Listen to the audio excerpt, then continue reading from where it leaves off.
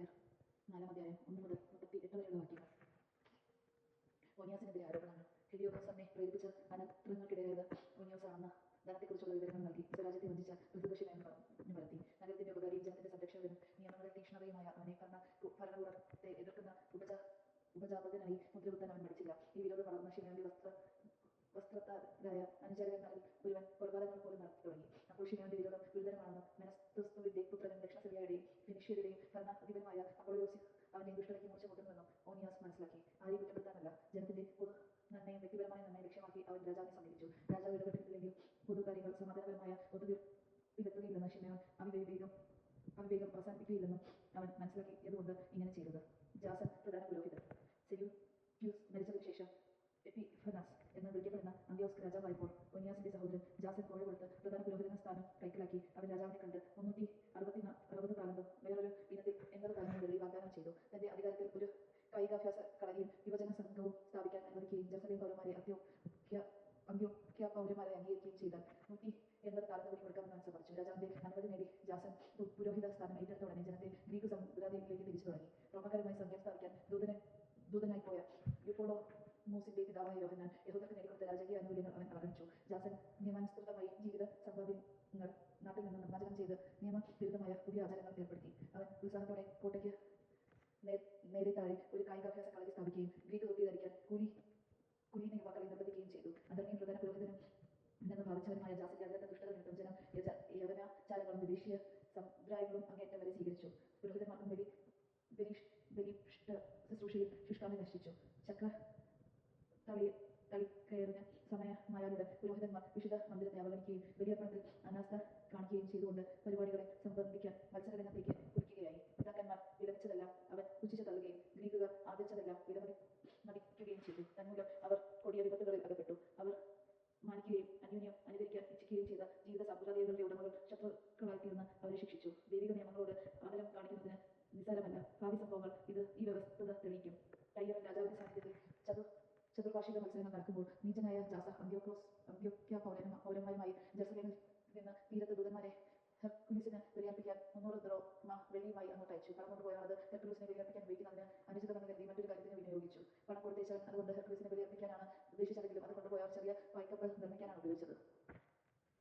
ഈജിപ്തിൽ ഫിലോമത്തോറിന്റെ കിരീടധാരണത്തിൽ സംബന്ധിക്കാൻ മെനസ്തേസോവിന്റെ പുത്രൻ അപ്പൊളോണിയോസ് അയക്കപ്പെട്ടപ്പോൾ ഫിലോമത്തോറിന് തന്നോട് ശത്രുതയുണ്ടെന്ന് അന്ത്യോക്കസ് മനസ്സിലാക്കി. അവൻ തന്റെ സുരക്ഷിതത്വത്തിനു വേണ്ട നടപടികൾ സ്വീകരിച്ചു. ജോപ്പായിലെത്തിയതിനു ശേഷം അവൻ ജെറുസലേമിലേക്ക് യാത്ര തിരിച്ചു. ജാസനും നഗരവാസികൾക്കും അവനെ അത്യാഡംബരപൂർവ്വം പന്തങ്ങളോ ആർപ്പുവിളികളോടുകൂടി സ്വീകരിച്ചു. അനന്തരം അവൻ സൈന്യസമേതം ഫെനീഷ്യയിലേക്ക് നീങ്ങി. മെനലാവോസ് പ്രധാന പുരോഹിതൻ. 3 വർഷം കഴിഞ്ഞ് ജാസർ മുൻപ് പറഞ്ഞ ശിമയോന്റെ സഹോദരൻ മെനോലാവോസിനെ രാജാവിന്റെ അടുത്ത് പണം എത്തിക്കാനും സുപ്രധാന കാര്യങ്ങളെക്കുറിച്ചുള്ള രാജാവിന്റെ തീരുമാനം അറിയിക്കുവാനുമായി അയച്ചു. രാജസന്നിധിയിലെത്തിയ മെനലാവോസ് രാജാവിനെ അധികാരഭാവത്തോടെ പുകഴ്ത്തുകയും ജാസറിനേക്കാൾ 300 താലന്ത് വെള്ളി കൂടുതൽ വാഗ്ദാനം ചെയ്ത് പ്രധാന പുരോഹിത സ്ഥാനം സ്വന്തമാക്കുകയും ചെയ്തു.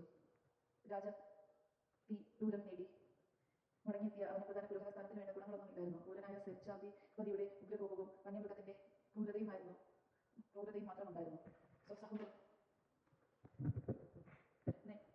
സ്ഥാനഭ്രഷ്ടനാക്കിയ ജാസർ സ്ഥാനഭ്രഷ്ടനാക്കപ്പെട്ടു. അവന് അമ്മോൻ നാട്ടിലേക്ക് പലായനം ചെയ്യേണ്ടതായി വന്നു. മെനലാവോസ് പുരോഹിത സ്ഥാനം കൈയേറ്റെങ്കിലും വാഗ്ദാനം ചെയ്ത തുക രാജാവിന് ക്രമമായി കൊടുത്തില്ല. കോട്ടയുടെ അധിപനും നികുതി പിരിക്കാൻ ചുമതലപ്പെട്ടവനുമായ സ്തോത്രിയോസ് അവനോട് പണം ആവശ്യപ്പെട്ടുകൊണ്ടിരുന്നു. ഇക്കാര്യത്തെ ചൊല്ലി രാജാവ് ഇരുവരെയും വിളിച്ചു വരുത്തി. പുറപ്പെടുന്നതിന് മുമ്പ് മെലനോവോസ് സ്വസഹോദരൻ ലിസിമാക്കൂസിനെ പ്രധാന പുരോഹിതന്റെ ചുമതല ഏൽപ്പിച്ചു. സോസ്ത്രാത്രോസ് തനിക്ക് പകരം സൈപ്രസ് ഗണത്തിന്റെ സേനാധിപതിയായ ക്രോത്തോസിനെ നിയോഗിച്ചു. ഓനിയാസ് വധിക്കപ്പെടുന്നു. ഇക്കാലത്ത് രാജാവ് തന്റെ ഉപനാരിയായ അന്ത്യോക്കസിന് താളൂസ്, മള്ളൂസ് എന്നീ നഗരങ്ങൾ സമ്മാനിച്ചതിനാൽ അവിടെ ജനങ്ങൾ കലാപമുണ്ടാക്കി. അതിനാൽ രാജാവ് ഉന്നതസ്ഥാനിയായ അന്ത്രോനിക്കോസിനെ തന്റെ ചുമതലകൾ ഏൽപ്പിച്ചിട്ട് ലഹളയെ ഒതുക്കാൻ അതിവേഗം യാത്രയായി. പറ്റിയ സന്ദർഭമെന്ന് കണ്ട് മെനലോവോസ് ദേവാലയത്തിലെ സ്വർണ്ണപാത്രങ്ങളിൽ ചിലത് മോഷ്ടിച്ച് അന്ത്രോസിന് നൽകി. മറ്റു പാത്രങ്ങൾ അവൻ ടയറിനും സമീപ നഗരങ്ങളിലും വിറ്റു കഴിഞ്ഞിരുന്നു. ഇതറിഞ്ഞ ഓനിയാസ് അന്ത്യോക്യയ്ക്ക് സമീപമുള്ള ഒഫ്നയിലെ വിശുദ്ധ മന്ദിരത്തിലേക്ക് മാറിയതിനു ശേഷം ഈ പ്രവൃത്തികൾ പരസ്യമാക്കി. അതിനാൽ ഓനിയാസിനെ വധിക്കാൻ മെനലാവൂസ് അന്ത്രോനിക്കൂസിനെ രഹസ്യമായി പ്രേരിപ്പിച്ചു. അന്ത്രോനിക്കൂസ് ഒനിയാസിനെ സമീപിച്ച് വലതു കരങ്ങൾ ചേർത്ത് വചനപൂർവ്വം ശപഥം ചെയ്തു. ഓനിയാസ് അപകടം ശഠിച്ചെങ്കിലും അവനെ വിശുദ്ധ മന്ദിരത്തിന് പുറത്തു കൊണ്ടുവരാൻ അന്ത്രോനിക്കൂസിന് കഴിഞ്ഞു. അവൻ നീതിയെക്കുറിച്ചും തെല്ലും വിചാരമില്ലാതെ ഓനിയാസിനെ വധിച്ചു. അന്യായമായ ഈ വധത്തിൽ യഹൂദരും മറ്റു ജനതകളിൽപ്പെട്ട് വളരെ പേരും ദുഃഖിക്കുകയും അമർഷം കൊള്ളുകയും ചെയ്തു. രാജാവ് കിലിക്യ ദേശത്തു നിന്ന് മടങ്ങിയെത്തിയപ്പോൾ നഗരത്തിലെ യഹൂദർ ഓനിയാസിന്റെ അകാരണ വധത്തെക്കുറിച്ച് പരാതി ബോധിപ്പിച്ചു. ഗ്രീക്കുകാരും ഈ ആക്രമണത്തിലുള്ള തങ്ങളുടെ അമർഷം പ്രകടിപ്പിച്ചു. അന്ത്യോക്കസ് പരേതന്റെ പരിപാകതയും സത്സ്വഭാവവും അനുസ്മരിച്ച് മനോവദ്യയും സഹതാപവും പൂണ്ട് കരഞ്ഞു. പെട്ടെന്ന് കോപം ചൊരിക്കുകയും